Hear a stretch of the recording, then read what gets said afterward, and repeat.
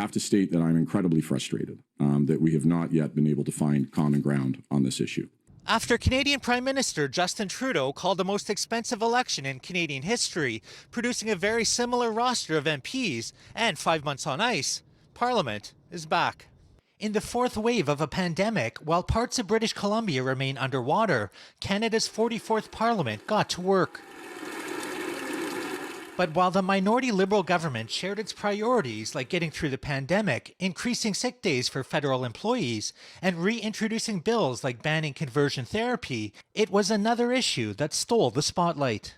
I don't know how many folks are unvaccinated. I don't know. I don't know anybody who knows. Maybe Aaron O'Toole knows. How many folks are unvaccinated? We don't know. What is the and then we say, well, it's certainly more than a couple, right? Maybe is it 2? Is it 3? Is it 4? Is it 5? Like thousands of restaurants and other public places across the country, members of Parliament must now be double vaccinated before entering the House of Commons. A thorn in the side for Conservative leader Aaron O'Toole, who is dealing with an unknown number of unvaccinated MPs, a number he doesn't know or won't share.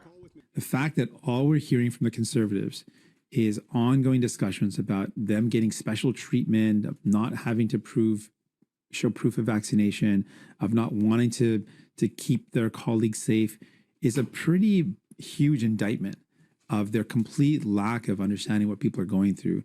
All other parties claim their members are vaccinated, except for one MP with a medical exemption, an exemption several Conservative MPs claim to have.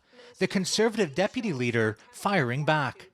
Instead of disparaging the House of Commons officials and medical experts tasked with overseeing the vaccination verification process, Mark Holland should instead focus on the systemic failure of the Liberal government and PMO in supporting Liberal staff members who are victims of sexual misconduct.